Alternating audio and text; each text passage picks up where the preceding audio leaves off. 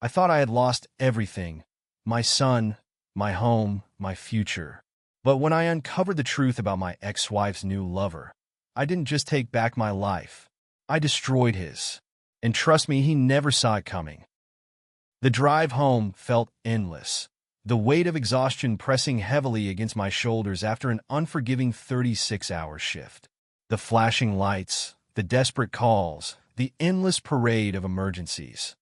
All of it left me drained, longing for the comfort of my home. It had always been my sanctuary, the place where my wife, Amelia, and my 6-year-old son, Noah, would be waiting for me. Their presence had always been the one constant in my life, the anchor that kept me grounded amidst the chaos of my job as a paramedic.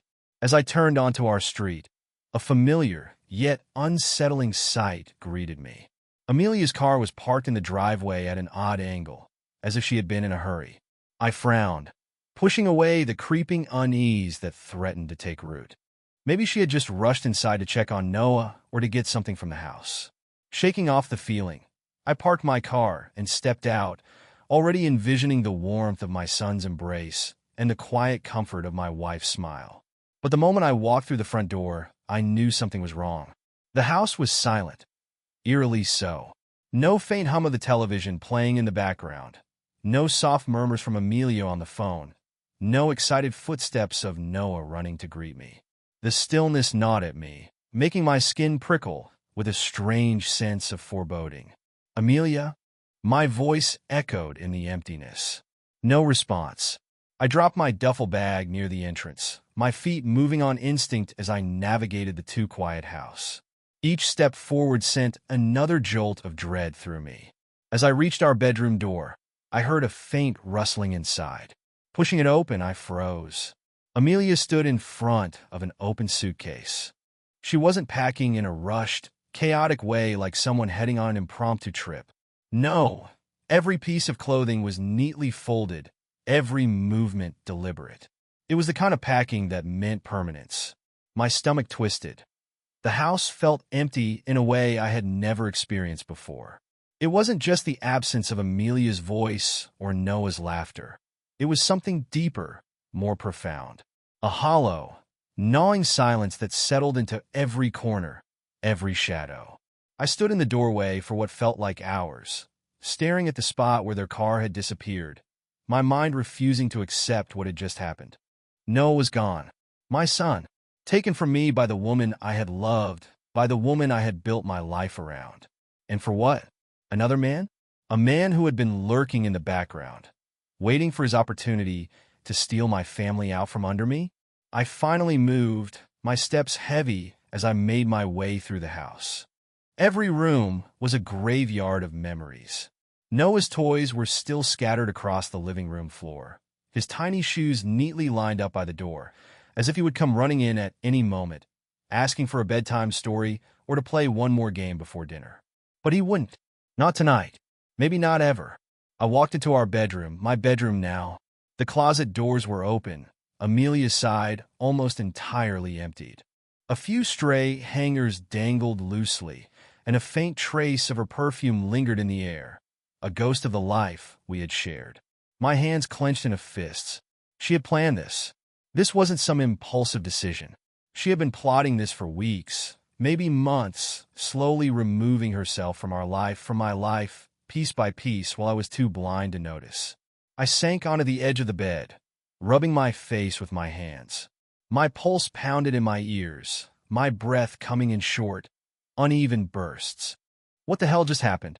One moment, I had a family. The next, I had nothing. I needed answers.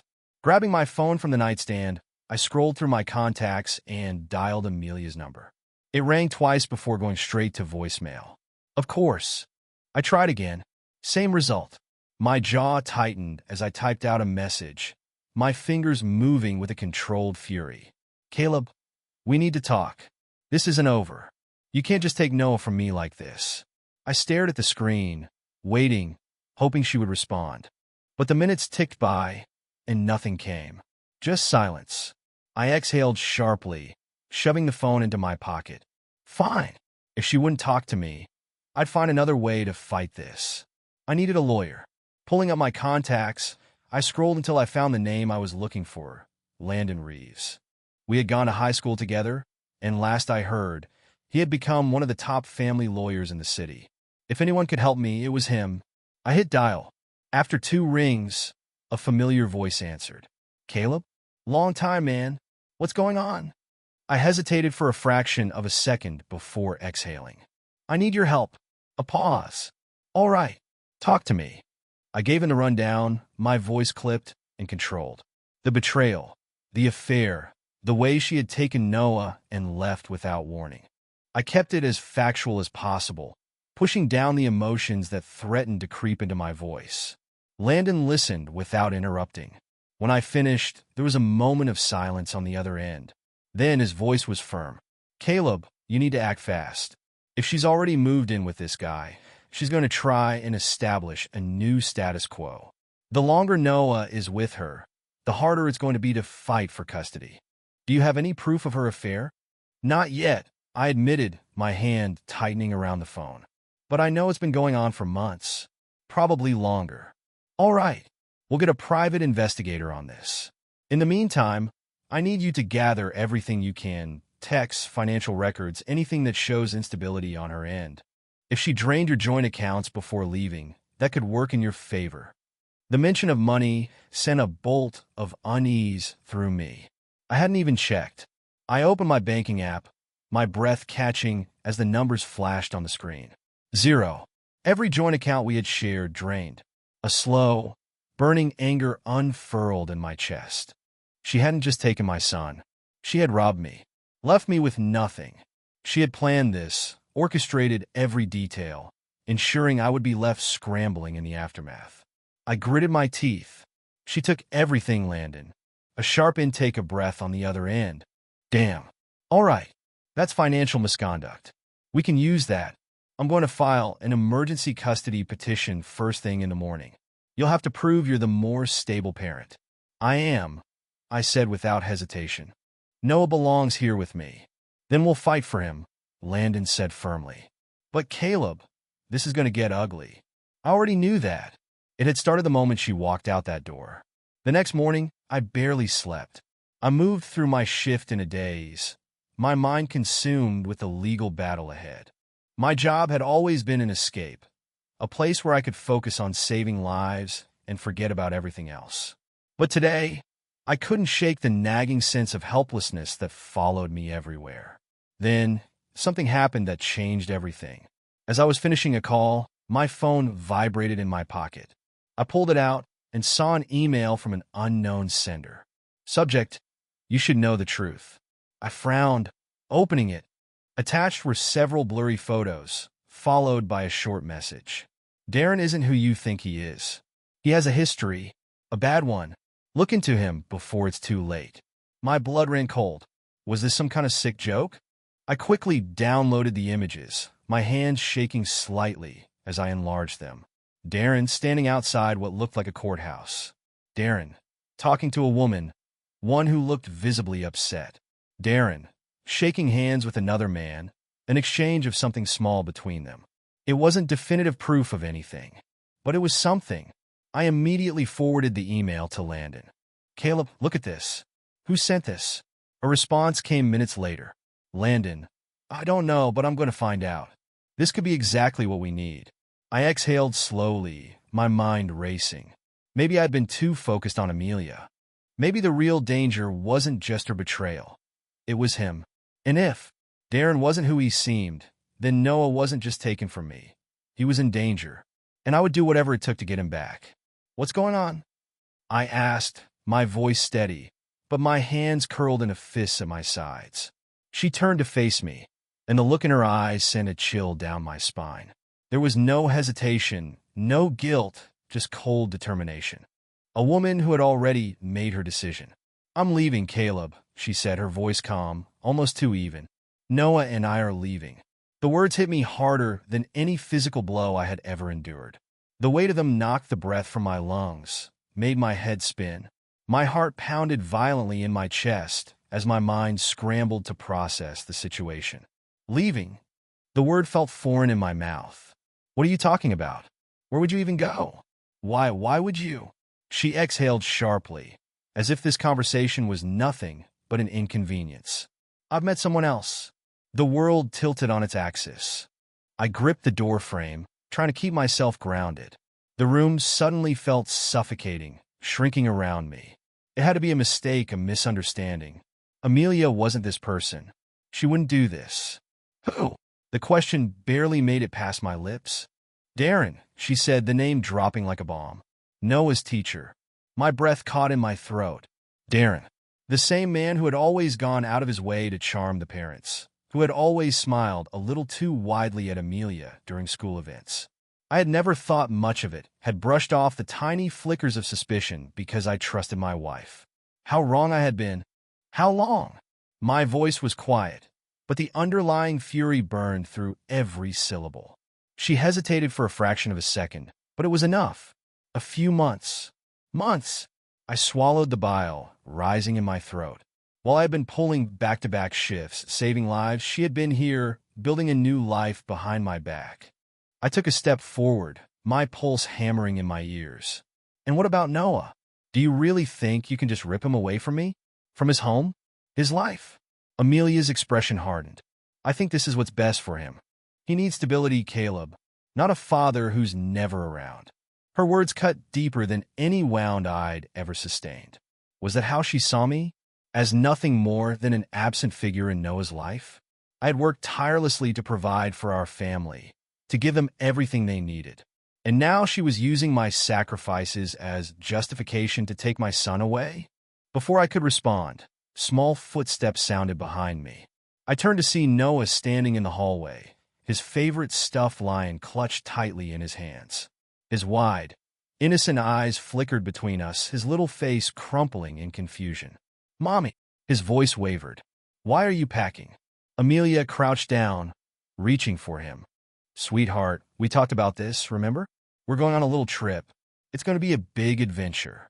He looked at me, his tiny brow furrowed. Is Daddy coming too? Amelia's jaw tightened. No, baby. Just us. Noah's grip on his stuffed animal tightened. But I don't want to leave Daddy. The raw pain in his voice was unbearable. A car horn honked from outside, and I turned my head just in time to see a sleek black SUV pull into the driveway. Darren. The sight of him sent white-hot rage coursing through my veins. He sat there in the driver's seat, waiting, his presence an unspoken declaration that my family was no longer mine. Amelia straightened, taking Noah's hand. Come on, sweetheart. We need to go. I stepped in front of them, my heart thundering in my chest. You're not taking my son. Amelia's lips pressed together, her eyes flashing with finality. You don't have a choice. With that, she led our son past me, out the door and toward the waiting car. I stood frozen in place, unable to move, unable to breathe as the SUV pulled away. I caught one last glimpse of Noah's tear-streaked face pressed against the window, his little hand waving goodbye. Then they were gone. And just like that, my world collapsed. The email sat in my inbox like a ticking time bomb. The cryptic warning about Darren replayed in my mind on a loop, each repetition stoking the fire of unease in my gut. I had spent the last 24 hours trying to function as if everything was normal, but there was no normal anymore. Not after Amelia took Noah, not after she drained our accounts, and especially not after someone, a stranger, sent me a message implying that my son was in danger. I forwarded the email to Landon, my fingers moving with practiced urgency. He had already started building my custody case, but this changed everything. If Darren wasn't just some guy Amelia fell for, if he had a past, then this wasn't just about my broken marriage anymore. This was about protecting my son. Minutes later, my phone buzzed. Landon, I'm looking into it now. I'll call you soon. I exhaled sharply, trying to focus on my job, but my mind refused to let it go. I needed more information, and I wasn't going to sit around waiting for answers. I started with the photos. Enlarging each image, I studied them closely.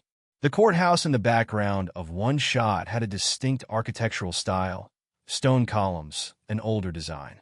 It wasn't from our city. I cross-referenced some local courthouses online, but nothing matched. That meant Darren had legal history somewhere else. The The second photo showed him speaking to a woman. She looked upset, her posture defensive, her hands clenched at her sides. I zoomed in, trying to make out details. Her face was slightly blurred, but something about her seemed familiar. I just couldn't place it. Then there was the third photo, Darren shaking hands with another man.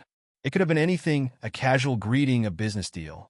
But the object exchange between them was small, almost imperceptible. A flash drive? A piece of paper? Something about the image felt off. I needed to find out more. That night, I parked outside Amelia's new place, an apartment complex on the other side of town. It wasn't an upscale neighborhood, but it wasn't bad either. The kind of place where families lived when they were starting over. My stomach twisted at the thought.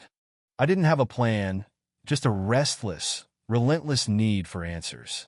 I saw the lights on in their unit. Shadows moved behind the curtains. Noah was in there. My son. I clenched the steering wheel, resisting the urge to storm in. Instead, I pulled out my phone and did what I should have done the moment I suspected something was off. I searched Darren Montgomery arrest record. And there it was, a link buried beneath job listings and social media profiles. An old court docket from another state. I clicked it, my breath hitching as the details loaded. Darren Montgomery, charged with fraud, embezzlement, and identity theft, 2017. I felt my pulse hammer in my skull as I scanned the document.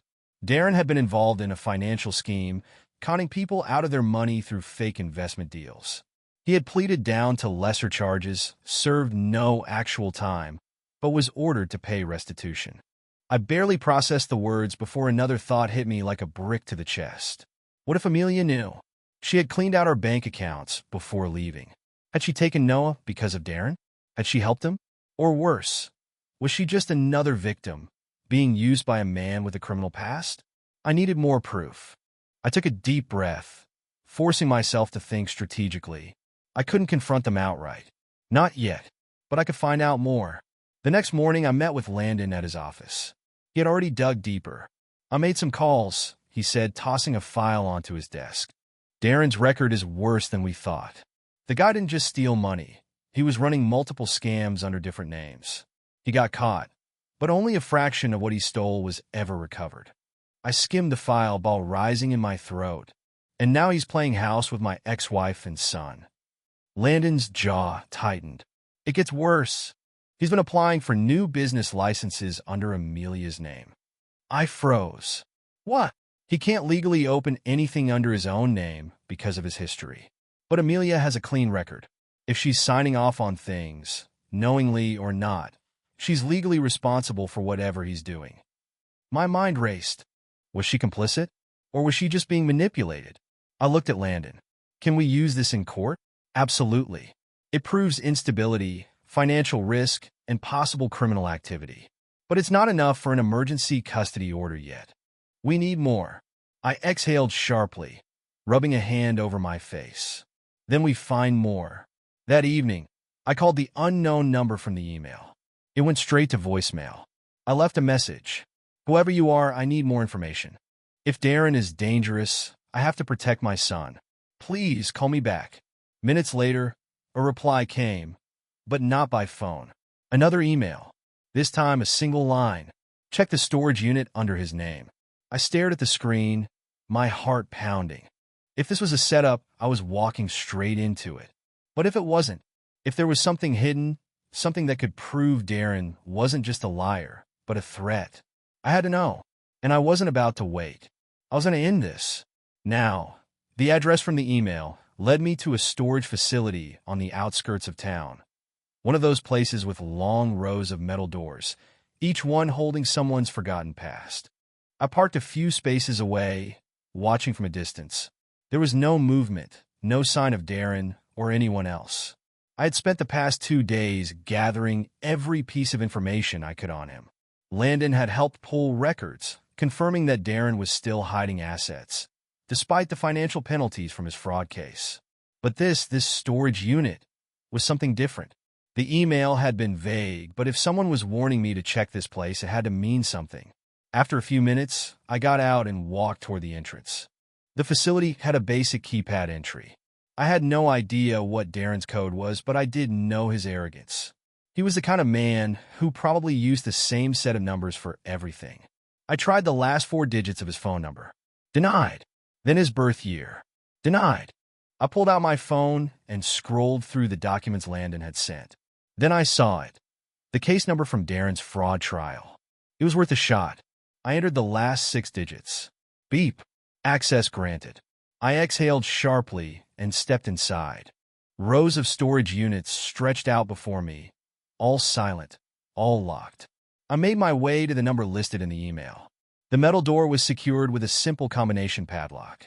I should have turned back, should have waited for legal backup, but I couldn't. My son was in the hands of a man with a history of deception. I needed to know what Darren was hiding before it was too late. I pulled out a small multi-tool from my pocket, something I carried as part of my paramedic kit. Within seconds, the lock popped open. I hesitated, then rolled up the metal door. The sight that greeted me made my blood run cold. Inside, the unit wasn't filled with furniture or old belongings. It was meticulously organized like an office in hiding.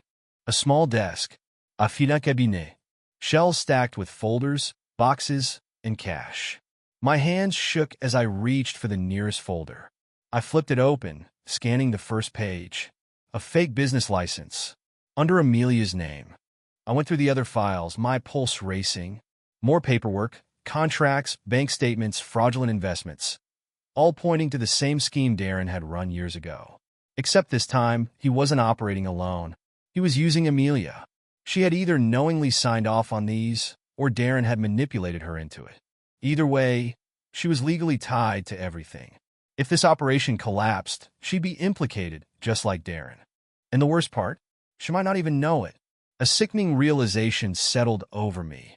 Darren wasn't just using her for money. He was using her as a shield. If he ever got caught, Amelia would take the fall.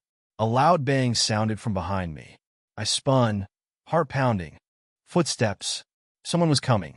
I shoved the papers back into the folder, grabbed my phone, and started snapping pictures of everything. The bank records, the business licenses, the forged signatures, all of it. Then I grabbed one of the folders and tucked it under my jacket. I needed proof. Physical proof. The footsteps got closer. A shadow moved just outside the entrance. I had seconds. I killed the flashlight on my phone, pressed against the storage unit wall, and held my breath. Then the metal door started to rise. Darren's voice filled the space. What the hell? I didn't wait. I shoved the door upward, slamming it into him. He stumbled back, cursing. I bolted past him, sprinting toward the exit. Hey, get back here. I ignored him. I reached my car, threw open the door, and gunned the engine. In the rearview mirror, I saw Darren standing in the doorway of the storage unit, his expression shifting from anger to panic as he realized what I had taken. I didn't stop driving until I reached Landon's office. I burst through the door, shoving the stolen file onto his desk. We've got him. Landon flipped through the documents, his face darkening with every page. This is enough, he muttered. More than enough.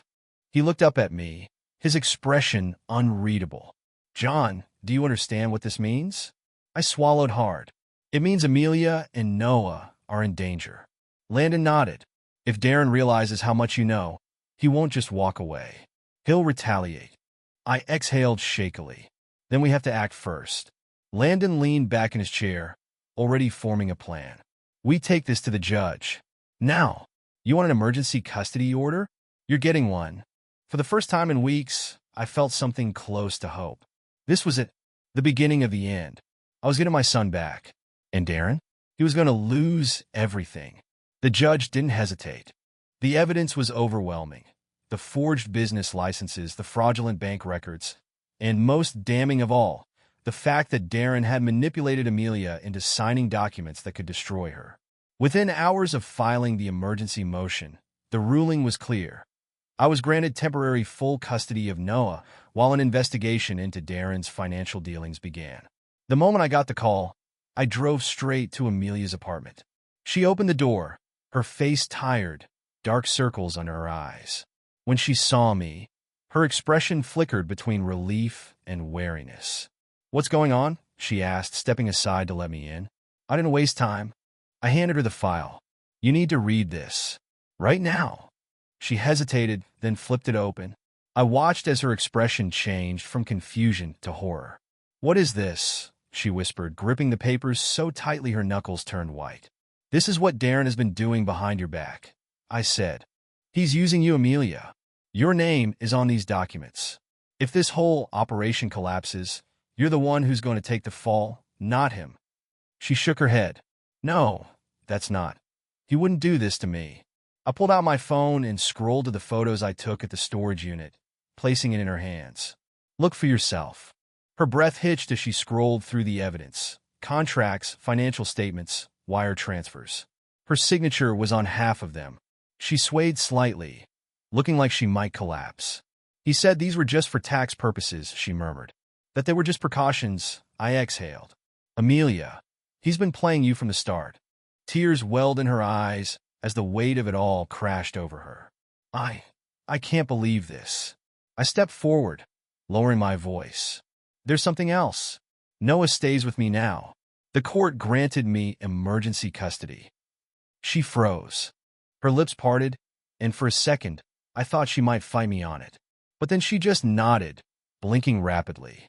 That's good. I don't want him anywhere near Darren. Not if he's capable of this."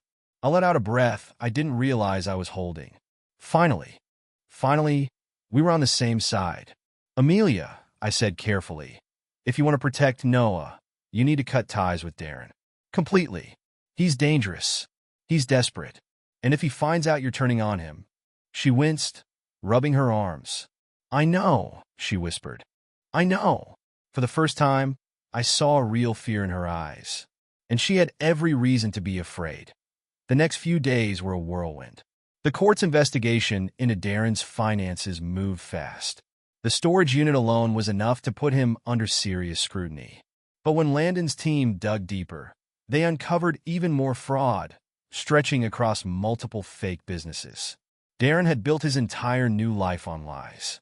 And now it was falling apart. It didn't take long before the authorities issued an arrest warrant. I was at home with Noah when I got the call. "They got him." Landon's voice was calm, but I could hear the satisfaction underneath. "He tried to run, but they caught him trying to withdraw cash from a shell company account." A slow, cold satisfaction settled in my chest. Darren was finished. And best of all, he had no idea who orchestrated his downfall, that I hadn't planned on seeing Darren again. But he called me. It was the day after his arrest. I was with Noah, making breakfast when my phone rang. The number was from the county jail. I stared at it for a long second before picking up. "John," Darren's voice was hoarse low. "We need to talk." I leaned against the counter, keeping my tone calm, steady, emotionless. "I don't think we do." A bitter laugh came through the line. "Don't play dumb. I know it was you." I didn't say anything. "You set me up," he spat. "You think you've won? You think this is over?" I glanced at Noah, who was happily munching on toast at the table, completely unaware of the conversation happening. "Yes," I said finally. "Ido." Darren lost it. His voice turned into a snarled mess of curses, threats, promises of revenge. I listened. Then I hung up, let him rot in that cell. Weeks passed. Darren remained in custody, awaiting trial on multiple fraud charges. Amelia formally cut all ties with him, filing a restraining order. And Noah? Noah was safe. I watched as he ran around the backyard, laughing as he chased our dog, his face lit with joy. For the first time in years, I felt peace. The battle was over, and I had won.